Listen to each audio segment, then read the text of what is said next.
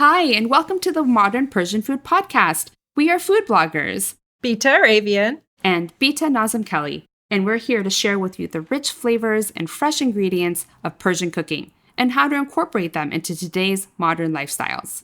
We're excited to introduce you to the flavors, tastes, and techniques we use, and also our own cultural stories and perspectives growing up in the U.S. in a Persian family. Thank you for joining us.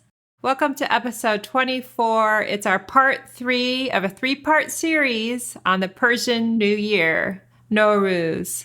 Just to summarize, if you haven't listened to our last 2 episodes, in episode number 22, we talk about some of the events leading up to New Year's Day, the first day of spring. And in episode number 23, we talk about the specifics of the haftseen, the 7 things that start with the letter S, and our special spread, and some of the symbolism behind it, as well as the foods that we enjoy. And today we're going to wrap it all up and explore what happens on the 13th day, the final day of the festivities, the nature day, the get out and get some fresh air picnic day. And I'm going to pass it over to you. Hi, Bita June. Hi, Bita June. How are you? I'm doing well, thank you. You know, as we touched on before, Norooz is really the new day and the renewal of the seasons, and starting at the turn of the equinox, the first moment of spring is when the Persian New Year actually starts. And so the first 13 days of the Persian New Year is spent celebrating. As we've talked about, people go and spend time with their elders and really embrace the changing of the season and all of the good things that come into the new year for them. And so on the 13th day, it's a festival, essentially, that's called Sizdah Bedar. And what that literally translates to is 13 out the door. So it's actually bad luck if you stay inside. It's good luck to go outside, spend time in nature, and essentially have a big picnic. That can really be represented in any way that you really want. There's sometimes designated parks in the community where everyone goes to, and it's just a really big picnic that everyone comes out and puts out a big blanket or a rug, or if there's picnic tables, everyone kind of claims their spot and brings in a bunch of food for themselves and also to share with other people and other neighboring picnic tables. And you can just have a great time outside, playing some sports, talking, eating some of the fun foods that we're going to talk about, and really just embracing the outdoors and the green and the spirit of Sizdah Bedar and being outside in the new year.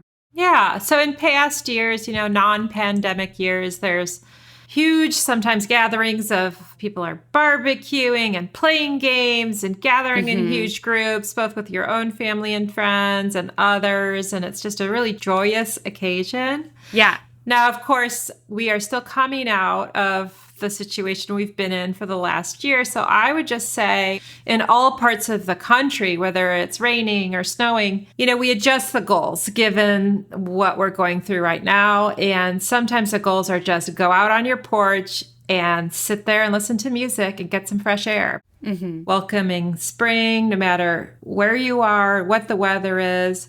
If you have a porch or a yard, maybe you can set that up. I know I'm really excited to set up our outdoor spaces. I have a garden box, and this last winter was the first time that I grew a winter harvest. So I have some lettuce and peas in there.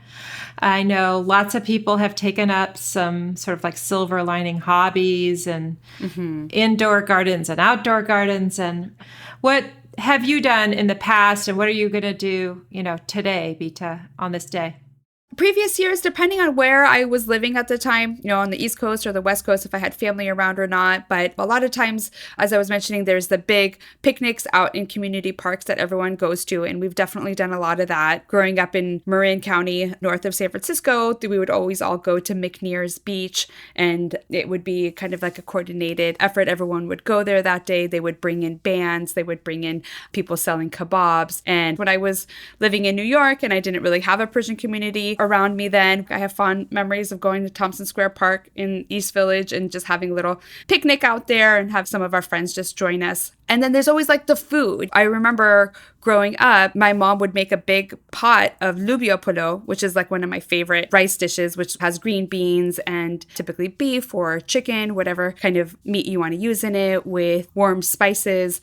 And we should bring a big pot of it. And I think like the older tradition is actually to bring the big pot of food and wrap it in a blanket. And you go with this big pot with plenty to share with anyone who you know or people that you see, and you can kind of share that with. So I really enjoy having lubia polo on Sizdah Bedar. It may be a little unconventional, but it's one of my favorite things. And so when I think picnic, I usually like to have lubia polo. There's also salad olivier, which is a favorite picnic food too. And I really enjoy making that for any kind of picnic, really, even outside of Sizdah Bedar. I think most people really like salad olivier. It's kind of like a potato and chicken salad that is served cold or room temperature. And I love it. Do you like salad olivier? I do. I make it a little bit differently. I don't love mayonnaise. So I health it up with some mustard. Salad olivier is typically a potato and chicken salad, mayonnaise-based sauce on it. And it has carrots and peas and hard-boiled eggs and pickles, a little bit of lemon juice. It's a great little salad that you can serve with bread or chips, or you can even have it on your own. And then, of course, then you have like tochmed, pumpkin seeds that you have, different little snacks, and usually a big carafe of tea. My favorite part of salad olivier is the crunch of the pickles and sort of the sour taste of having the pickles in there. It's really good. Yeah. The other thing I like to have outside on picnic day, whether it be in a big park or in my back deck, I have a recipe for Persian burgers. So it's basically like a kebab, but shaped like a burger. Sometimes if I can find the mini buns, I'll make them like sliders. But those are really easy to make ahead and pack and take. When I was a kid, we'd do these big picnics at Silver Lake, and we would swim all day. Oh, how fun. And so much food. Everybody would bring a couple of big pots. All the rice and the potato salad and chips, and I mean, so much food. Persian picnics have a lot of food. Yeah. Out here, I live in the Bay Area. There are a couple of big parks, and I have been to the big events, the more public events, but in more recent years, we've enjoyed just kind of gathering with our own family or extended family and enjoying a big pot of ash reshte, playing some volleyball, bumping a volleyball around, and playing games and cards, and it's a good time. But I do want to say that there have been years where, none of that happened and we would just go for a walk. So you can go for a walk. The point is just to go outside. There's some other rituals, which include having to discard your green grass that we refer to the sabzeh in our last episode where we talked about the haftseen. Yeah, the sabzeh, just to recap, is sprouts, like bean sprouts or lentil sprouts, representing growth and life, is one of the main things that's on the sofreh haftseen. And you start growing that about like 10 days, 14 days before the actual New Year. And so it sprouts up, and it's this beautiful green, lush grass, essentially, that you place on the sofreh haftseen. And on the 13th day, what you do is you take this grass now that's maybe like overgrown a little bit.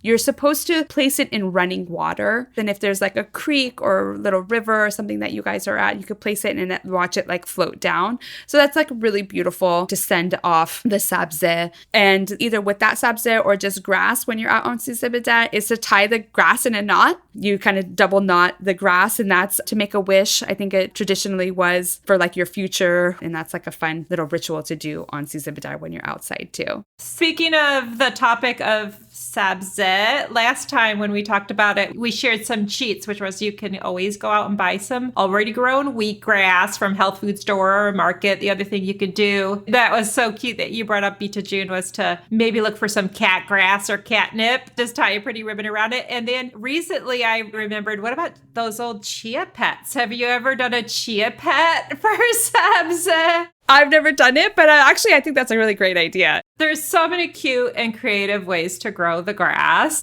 I've seen it grown in an egg, like a hollowed out eggshell. Oh, how pretty. So there's a ritual around discarding your grass and making a wish and tying the knot. There's one more food that is traditionally enjoyed on this day. Mm-hmm. I guess maybe back in Iran, it was really hot, often on this picnic day. And it's something that's really nice to enjoy to help you cool off. Sakanja bean. Yeah, kahu and sikanja bean. Kahu is basically romaine lettuce, and sikanja bean is like a syrup, sweet syrup made of vinegar and honey.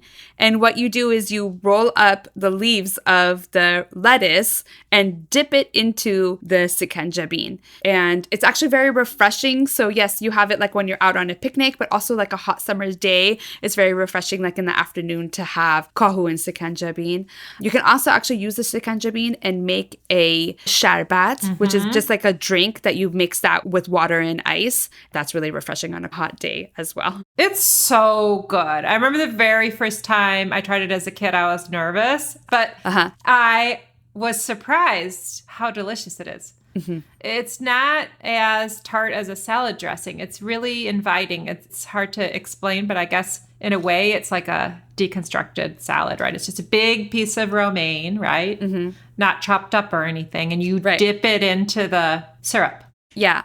One way to serve that too is if you have like a big platter, you can give like everyone kind of like a half of a romaine piece, and then you can have small bowls of sikanja beans so everyone can kind of have their own little dipping bowl, and then you don't have to worry about a communal bowl or anything like that. But that's like a fun way to serve it, is that everyone gets their own little bowl and their own little mini head of lettuce, or like the little artisanal romaines. Those are really pretty to use as well. Mm-hmm. I actually have a variety of fresh greens growing in my garden still from my winter garden. So, lovely. Yeah, I think I'll take a modern twist and just make a fresh green salad, but make the dressing be, a very honey and vinegar sakanja bean-esque. That's a great idea. That'll be a lot of fun to do that. Let's make sure to let y'all know that the actual day of this picnic and getting outside Nature Day, Sizdah Bedar, happens on Friday, April 2nd. Mm-hmm. That's the 13th day this year.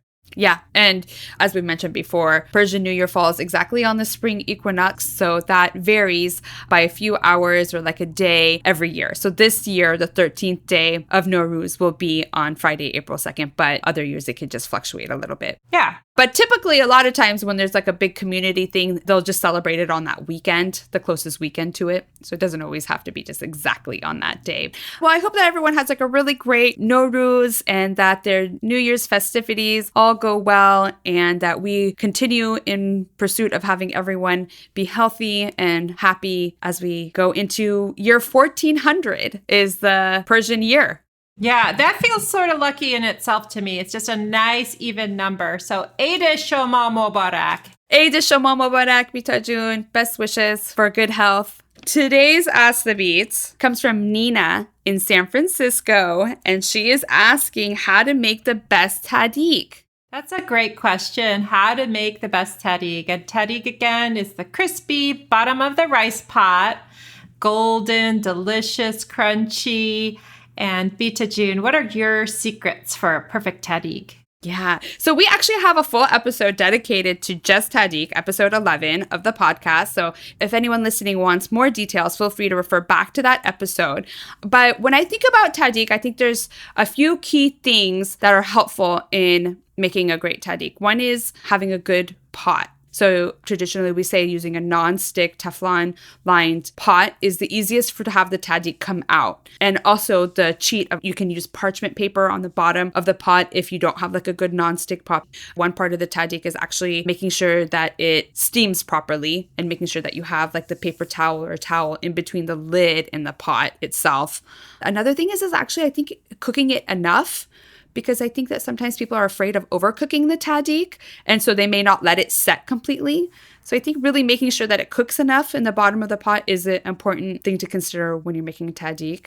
I think there's a nuance of most people turn up the heat at the start of making tahdig to like medium high for the first 5 minutes or so, so that it does like set and cook more. And some people will even lick their finger and do a quick touch towards the bottom of the pot. Be really careful not to burn yourself, to see that it's hot enough, and then turning it down. So some people do that, but that's a nuance of experimentation because it's easy to burn. Yeah, that's right. And if you start smelling something burning a little bit, you know your tahdig is ready. You need to get that out quick. Another trick when I'm cooking to make sure that the tahdig is set is I'll actually shake the pan side to side, and you can hear when the tahdig is done and when it's set, you can actually hear it moving in the pot side to side a little bit.